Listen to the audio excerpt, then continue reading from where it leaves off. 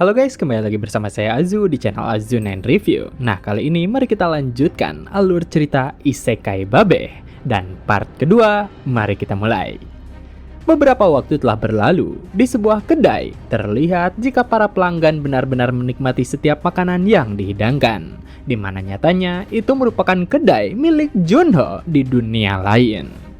Kembali ke waktu yang sebelumnya, dengan Luce yang berhasil diselamatkan, ia memberikan sekantung uang kepada Junho, di mana dirinya ingin membayar atas harga bantuan darinya. Namun, melihat Luce yang begitu riang, Junho sendiri memikirkan sesuatu, serta ia berkata kepada mereka, apakah mereka berdua benar-benar tidak keberatan dengan memberikan semua uang itu? Terutama, bukankah mereka merupakan monster hunter? Jadi, bukankah mencari pendapatan sebagai monster hunter merupakan hal yang sulit? Karena di dunia ini, masyarakat menganggap monster hunter sebagai pekerjaan terkutuk, sampai-sampai banyak penginapan dan restoran yang menolak melayani mereka. Hanya saja ketika Junho menyinggung masalah tersebut, Luce langsung menatapnya dengan tajam, serta bertanya apa hubungannya dengan masalah tersebut. Dan Junho menjelaskan jika dirinya berencana untuk membuat tempat para monster hunter bisa makan dan beristirahat dengan tenang. Mendengar perkataan itu, Garth tentu saja terheran karena mengapa dirinya harus mempercayainya. Tapi Luce segera menghentikannya karena meski perkataan Junho terlalu gila, ia mengetahui jika Junho benar-benar serius. Jadi dirinya bertanya tentang apa yang akan Junho lakukan. Kembali ke saat ini, terlihat jika para pelanggan benar-benar senang dengan hidangan yang dimakannya, di mana salah satunya bertanya kepada sang pemilik tentang dari mana dirinya belajar memasak seperti ini. Tapi meski dirinya penasaran, orang lainnya membalas jika rumornya bos pemilik merupakan mantan koki privat dari bangsawan. Mendengar semua itu, Junho hanya dapat tersenyum kaku karena nyatanya semua yang dirinya masak merupakan resep random yang pernah dirinya pelajari dari YouTube. Tapi di saat ia memikirkan hal tersebut, tiba-tiba saja Luce yang sedang mabuk memanggil dirinya. Yang mana melihat kelakuannya, Junho meminta Luce untuk jangan minum ketika sedang menjaga Ahyong. Bahkan bukan itu saja, Junho juga akan membatasi Luce minum-minum seperti ini. Karena selama sebulan ini saja, ia telah meminum 2 tong bir besar sendirian. Di mana harga bir saat ini sudah mulai naik. Dan karena Luce tidak dapat berbuat banyak, ia pun berkata serius terhadap Junho jika dirinya takkan minum ketika menjaga Ahyong. Tapi ia penasaran bagaimana bisa Junho mengetahui waktu kemunculan dari para monster. Mendengar pertanyaan itu, Junho hanya dapat memalingkan pandangannya serta membalas jika itu sulit untuk dijelaskan. Tapi dirinya bersumpah takkan membiarkan Luce dan Garth jatuh ke dalam bahaya. Dan karena Luce telah mendapatkan jawaban jujur dari Junho, dirinya merasa cukup senang. Namun karena Junho tidak mau menjawab pertanyaannya, pada akhirnya ia memutuskan untuk kembali minum-minum. Karena jika Junho ingin dirinya berhenti minum, sebaiknya ia segera menjawab pertanyaan tersebut. Tentang apa yang terjadi sampai saat ini, Junho sendiri tentu saja penasaran karena bagaimana bisa dirinya berakhir seperti ini. Lalu selain itu, penyakit yang diderita oleh Ahyong semakin membaik. Namun satu-satunya yang Junho ketahui jika dirinya bertujuan untuk mengubah ending novel tersebut. Jadi sebagai orang yang mengetahui tentang apa saja yang akan terjadi, dirinya perlu khawatir tentang kondisi dunia ini. Di karya aslinya, ada 4 tempat khusus yang selalu memunculkan para monster. Dan karena area benteng tidak terlalu penting sampai di akhir cerita, Junho harus memperhatikan hutan kegelapan, di mana tempat itu merupakan tempat terjadinya perang besar menghadapi monster sebelum benteng dibangun. Juga ada beberapa orang yang tinggal di sana. Tapi saat ini, monster dan fenomena-fenomena yang tak bisa dijelaskan terus bermunculan. Selain area tersebut, apa yang perlu Junho perhatikan adalah distrik kumuh dan juga menengah. Dan meski saat ini area tersebut ada di dalam benteng, anehnya para monster sering bermunculan di sana. Dan jika dirinya ingin menghentikan para monster sambil mengumpulkan orang-orang, tentu saja toko miliknya harus berada di titik yang paling strategis. Dan beruntungnya, berkat kemampuan deteksi kebohongan milik Luce, kelompoknya bisa mendapatkan kepercayaan dari orang-orang meski menggunakan identitas palsu. Sampai-sampai karenanya, dirinya mendapatkan julukan sebagai orang aneh yang bisa mengetahui banyak hal yang tidak berbahaya. Dengan semua pengetahuan itu, Junho sedikit demi sedikit membocorkan informasi mengenai monster dan peristiwa yang akan datang. Dan beruntungnya, semua informasi itu berhasil tepat sasaran. Jadi, karena kelompoknya berhasil menyelesaikan berbagai pekerjaan dan mendapatkan uang, Junho berhasil membuka toko di pusat kota. Namun, masalah yang sebenarnya, ending dari dunia ini sendiri akan hancur berantakan. Di mana dalam 2 tahun ke depan, tanpa alasan yang dijelaskan di dalam karya aslinya, dunia akan berakhir. Jadi, sebagai seorang ayah yang begitu penyayang terhadap putrinya, Junho berniat untuk menyingkirkan segala rintangan. Tapi, selain memikirkan masa depan yang akan hancur, sebenarnya saat ini sendiri ada masalah yang sangat serius, di mana Junho tak menyangka jika toko miliknya terlalu laris hingga membuatnya tak bisa melakukan apapun untuk mencegah kehancuran dunia. Dan saking larisnya, saat ini tokonya kehabisan bahan baku. Jadi, Junho hanya dapat meminta maaf kepada setiap pelanggan dengan penutupan tokonya. Dengan kepergian dari para pelanggan, Junho bertanya kepada kedua rekannya karena ia penasaran bagaimana bisa toko miliknya laris seperti ini. Dan Luce membalas, bukankah ini semua sudah jelas? Karena sebagai seorang wanita cantik, dirinya selalu menyajikan makanan dan minuman kepada para monster hunter sepertinya. Serta Junho sendiri tidak mengusir mereka meski tidak segera pergi setelah selesai. Dan terlebih, Junho tidak memahalkan harga makanan, tapi malah memberikan bir ekstra kepada para pelanggan. Jadi, di mana lagi para pelanggan bisa menemukan tempat yang dermawan seperti ini? Namun selain itu, Luce teringat sesuatu. Bukankah Junho akan memberikannya bir gratis di esok hari? Hanya saja, Gav langsung menyeret masternya itu, karena ia merasa jika masternya begitu mabuk.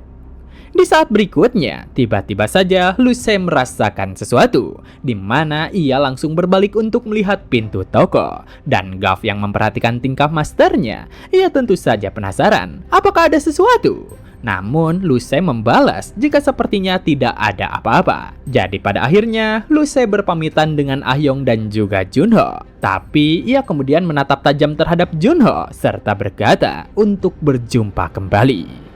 Dengan tingkah laku Luce, Junho sendiri tentu saja terheran. Namun pada akhirnya, ia kembali memasuki toko. Hanya saja, begitu dirinya memasuki toko, nyatanya ada seseorang yang sedang menatapnya dengan tajam. Di mana orang itu terus duduk diam dan menatap Junho dengan sangat serius.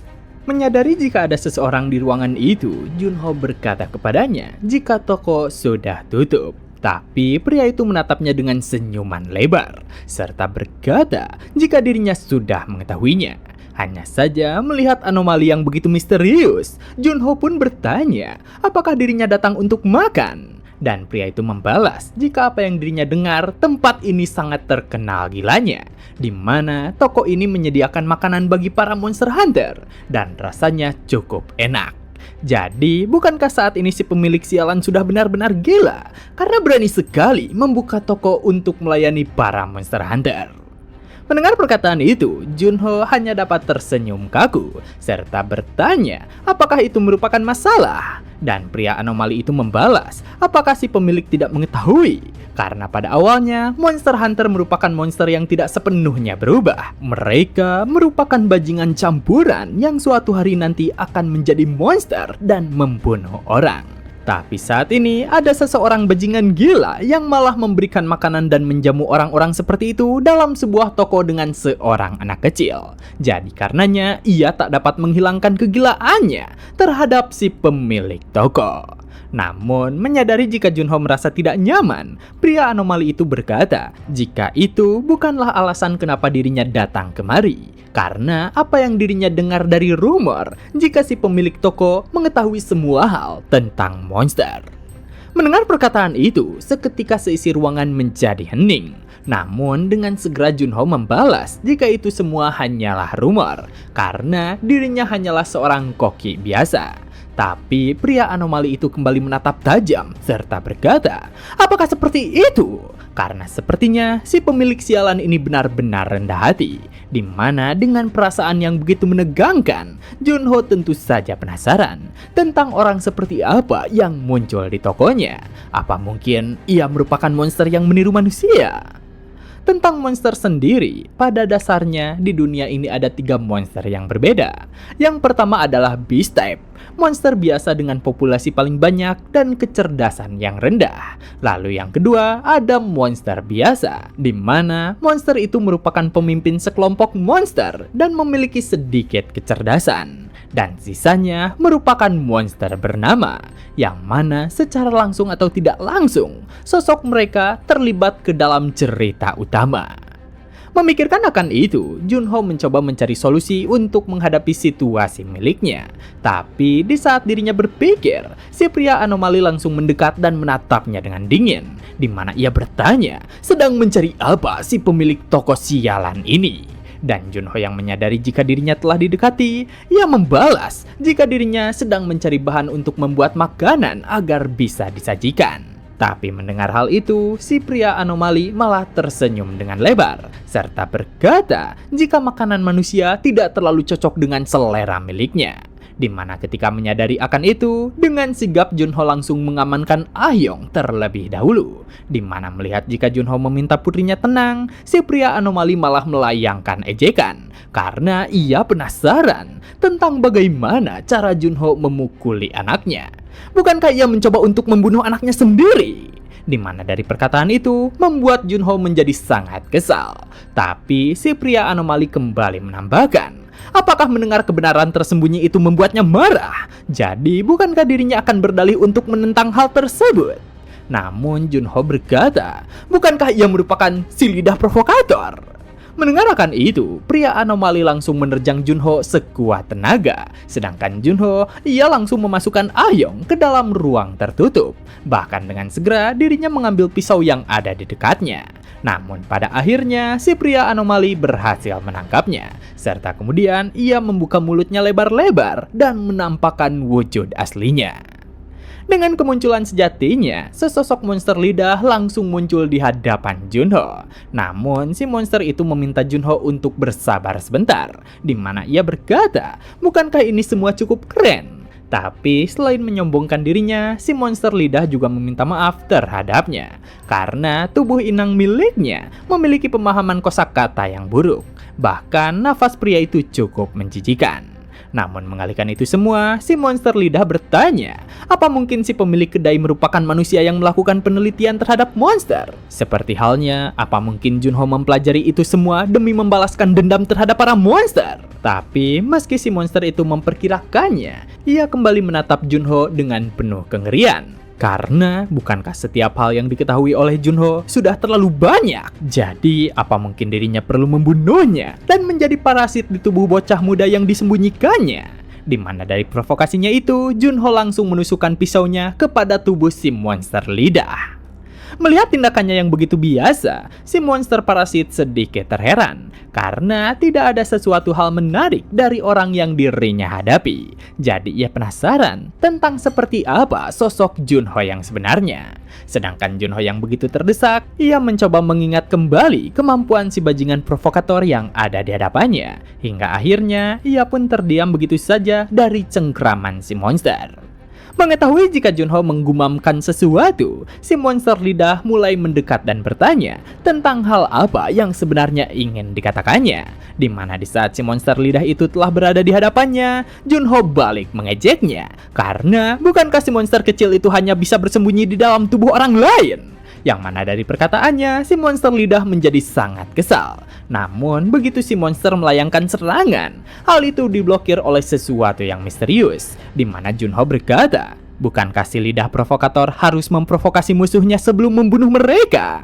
Jadi, bukankah saat ini situasinya telah terbalik?